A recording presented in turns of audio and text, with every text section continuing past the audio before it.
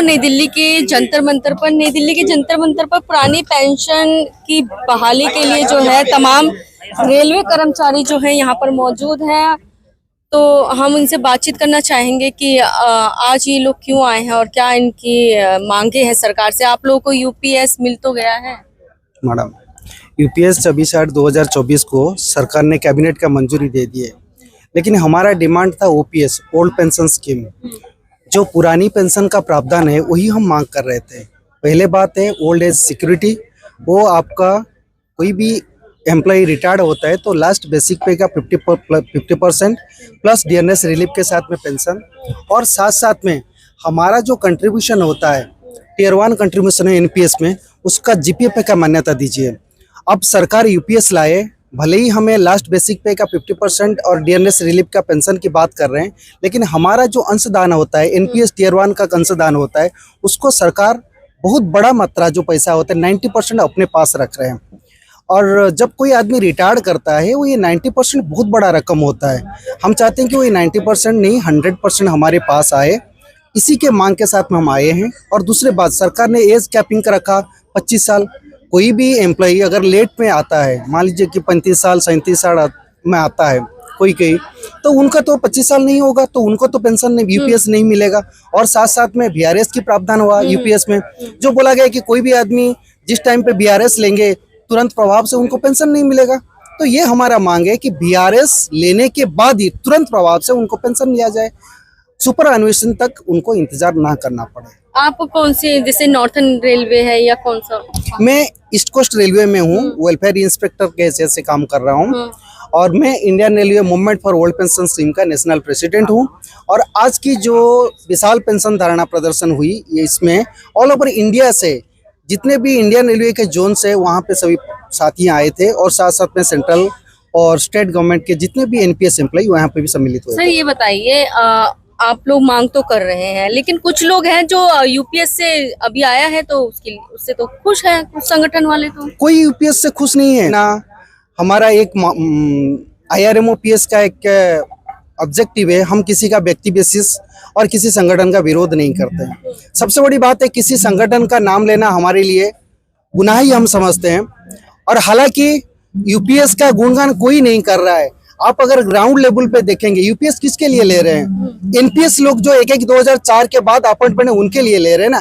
आप पूछिए यहाँ पे जितने भी साथी यहाँ पे इकट्ठा हुए सभी एनपीएस में आते हैं, उनको पूछिए कोई यूपीएस में सहमति दे रहा है? नहीं दे रहा है।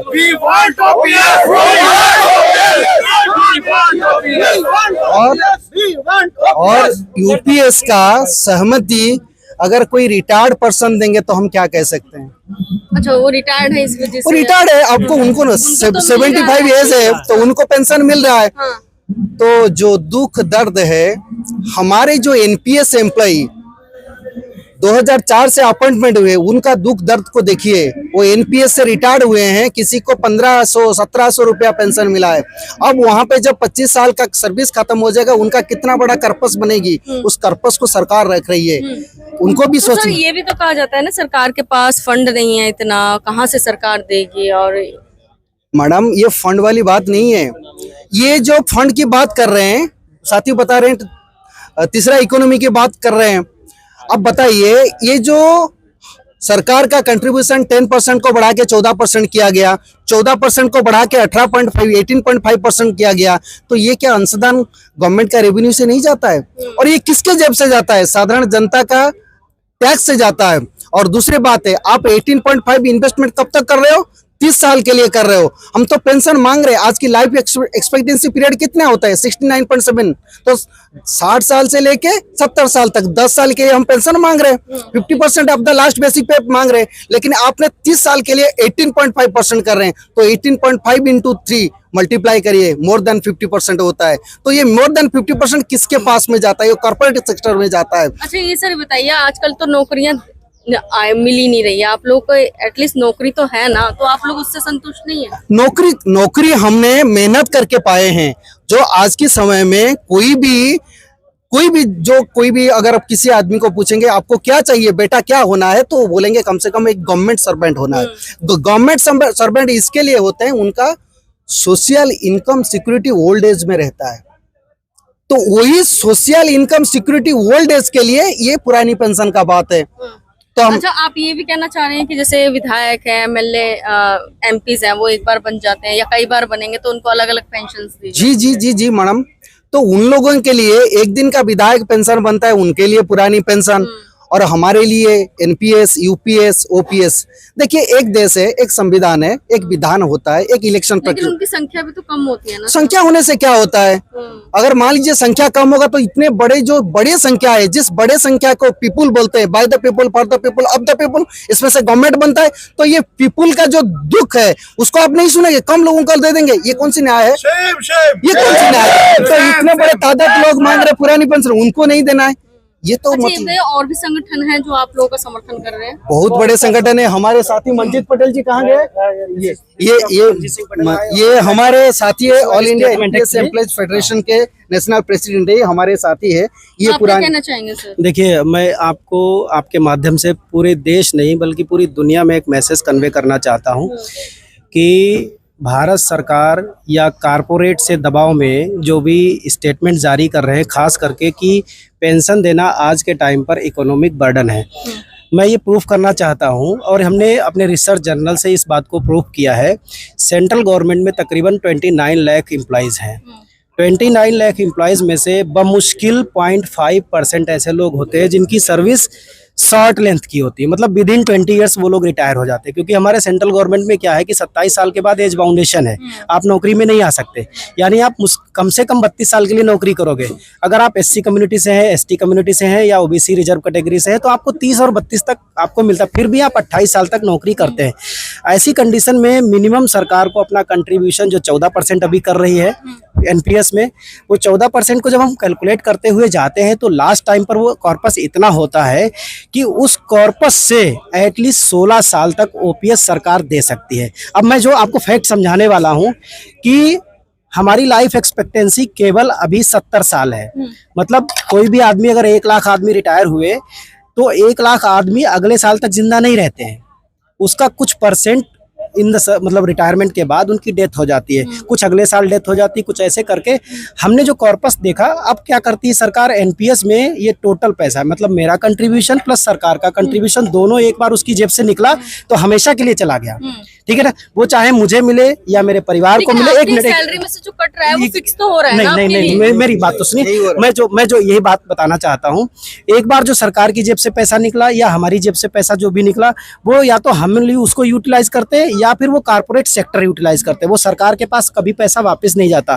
सरकार जो बात इकोनॉमिक बर्डन की कह रही, मैं ये बात कहना चाहता हूँ कि आपने 30 साल 32 साल तक कंट्रीब्यूट किया, अब एक मुश्त राशि हो गई। मान लीजिए मैंने 4200-4600 ग्रेड पर नौकरी शुरू की थी, आज मेरे एनपीएस अकाउंट में तकरीबन 44 लाख रुपए, रिटायरमेंट तक ये 6 करोड़ होगा, जिसमें से 2.5 करोड़ मेरा होगा और 3.5 करोड़ रुपए, आप लोग ध्यान से सुनिए, बहुत इंपॉर्टेंट फैक्टर है ये, 3.5 करोड़ रुपए उस समय गवर्नमेंट का कॉर्पस होगा।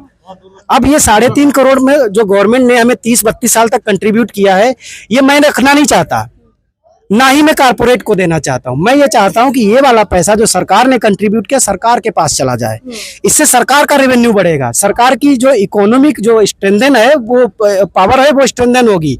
तो हम ये जो बात कहना चाहते हैं, उसके बदले में आप हमें वही 50% वाली, जिसको हम ओपीएस कहते हैं, आप हमें वो प्रोवाइड कर दीजिए। हम 5 साल जिंदा रहेंगे तो आपकी बचत होगी, हम 6 साल में मर जाएंगे तो आपका पैसा सारा बच जाएगा। हमें वो कम या ज्यादा वाली हमें नहीं चाहिए। हम कह रहे हैं ये पैसा जब आपके पास 1 लाख लोगों का वापस जाएगा, यानी कि 1 लाख करोड़ रुपए जो है 2033 में, आप समझिए कि 1 लाख करोड़ रुपए की वैल्यू कितनी होगी। तो वो पैसा सरकार के पास वापस चला जाएगा, सरकार की इकोनॉमी इंपावर होगी, उससे क्या है, सरकार बाकी लोगों को भी पेंशन दे सकेगी। जो लंबी जिंदगी जिएगा उसको अपने पास से कुछ फंड मिला करके, बहुत आसान है पेंशन देना। ये शगुफा कि ये भारत के ऊपर इकोनॉमिक बर्डन है, ये केवल कारपोरेट का बनाया हुआ मायाजाल है। क्योंकि ये जो पैसा है वो या तो हमारे परिवारों को मिलेगा या फिर उसकी गिद्ध की निगाहें कारपोरेट की हैं, जो एन्युटी सर्विस प्रोवाइडर्स हैं, जिनसे हम एन्युटी खरीदते हैं। ये पैसा वो कभी नहीं चाहेंगे कि भारत सरकार का पैसा भारत सरकार को पहुंच जाए वापस। हम तो यहाँ से खुले मन से, ये जो षड्यंत्र है वो उद्योगपतियों का है। एग्जैक्टली, मैं यही देखिए, आज 15 से ज्यादा कंपनियां एन्युटी सर्विस प्रोवाइडर के तौर पर लिस्टेड हैं। एनपीएस में, जिन्हें हम एनएसडीएल सीआरए कहते हैं या पीएफआरडीए कहते अच्छा हैं। ये बताइए, पहले तो एनपीएस था, हम्म। अब यूपीएस आया, जी, जी, अब जी। क्या लगता है कि सरकार ओपीएस ले आएगी आगे, यदि बिल्कुल, आप लोग धरना बिल्कुल, प्रदर्शन बिल्कुल, करेंगे? ये एकदम पॉसिबल है। मैं यहाँ दावे से कह रहा हूँ, एनपीएस, यूपीएस और यही एक अगले मॉडिफिकेशन के बाद ये ओपीएस बन जाएगी। भले ही सरकार इसका नाम ओपीएस ना रखे, बल्कि नरेंद्र मोदी पेंशन स्कीम रख दे, लेकिन यही ओपीएस बन जाएगी, मैं कह रहा हूँ दावे से। और ये हम लोग विद इन 1 ईयर करवा के दिखाएंगे। सरकार ने 20 साल हुआ अभी एनपीएस को आए हुए, जब 20 साल में उसने 4 बार बदलाव किया। पहला बदलाव किया 30 अप्रैल, मतलब सरकार आपको लगता है ये मानती है कि गलत था, तभी तो बदलाव कर रही है, तभी तो बदलाव। आप ये सोचिए कि पहले 10 के मुकाबले 10 रुपए दे रही थी सरकार, 1 अप्रैल 2019 को उसने क्या किया, 10 के मुकाबले 14 कर दिया, यानी 40% अपना कॉर्पस बढ़ा दिया।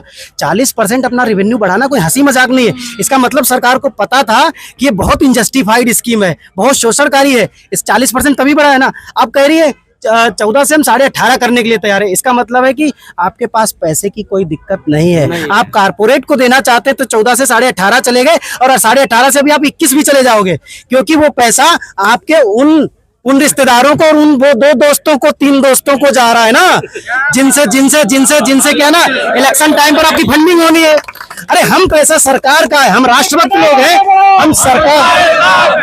आप जिनकी बात कर रहे हैं, वो तो पैसा लगाते हैं, जी जी जी, ठीक है जी जी। आप क्या देंगे? मैं बता रहा हूँ, मैं यही बात बताना चाह रहा हूँ। देखिए बैंक से, देखिए आप समझिए, मेरी सभी मीडिया भाइयों से दरख्वास्त है, आप जब भी किसी बैंक से 1 रुपए का भी लोन लेते हैं तो बैंक आपसे निश्चित ब्याज लेती है कि नहीं लेती है? बताइए। 1 रुपया भी लेते हैं तो लेती है। हमारा हर महीने 91 लाख लोगों का हर महीने 12,000 करोड़ रुपए कट करके एलआईसी, यूटीआई और एसबीआई के पास जाता है, और हमारे उस 12,000 करोड़ रुपए पर 1% का भी ब्याज की गारंटी नहीं है, वो फ्लक्चुएट करता है। क्यों? मेरा भारत सरकार से ये सवाल है। आपको लगता है कि कहीं ना कहीं आप जो आप कैलकुलेट करके बता रहे हैं कि आपका इतना पैसा भी जाता है, तो कहीं ना कहीं आप लोग वोट भी तो देते हैं। हम लोग वोट देते हैं। मैं बार बार कहता हूँ, नरेंद्र मोदी जी भारत के वो प्रधानमंत्री हैं जो ऐतिहासिक फैसला लेने वाले हैं। नरेंद्र मोदी जी को तो एनपीएस ओपीएस छोड़ के इससे भी बढ़िया और बेहतरीन स्कीम लानी चाहिए। पूरे देश का 1 करोड़ परिवार, यानी कि कम से कम 50 करोड़ लोग उनके हक में खड़े होने के लिए तैयार है कि नहीं तैयार है? उनको वोट करने के लिए तैयार है कि नहीं तैयार है? लेकिन हमें फिर नरेंद्र मोदी जी से ऐतिहासिक फैसला चाहिए, ना एनपीएस ना ओपीएस, उससे भी बढ़िया ओपीएस। क्यों, क्या दिक्कत है? मोदी ओपीएस करे ना, Modi OPS, Modi pension scheme पर। बात नहीं सुनती अभी सरकार, तो आगे कुछ देखिए, हमें कुछ कहने की जरूरत नहीं, हमें कुछ करने की जरूरत नहीं। कर्मचारी इतना नाराज है, उसका परिवार इतना नाराज है, वो खुद अगर हम मना भी करें तो कोई मानने के लिए तैयार नहीं। वो पेंशन के ऊपर वोट करेगा, वोट सपोर्ट करने वाले लोगों को, जो ओपीएस को सपोर्ट करेंगे उनको ही वोट करेगा। और हम चाहे मना भी कर दें लोगों से, लोग फिर भी जो ओपीएस का समर्थन करेगा उसको ही वोटिंग करेंगे।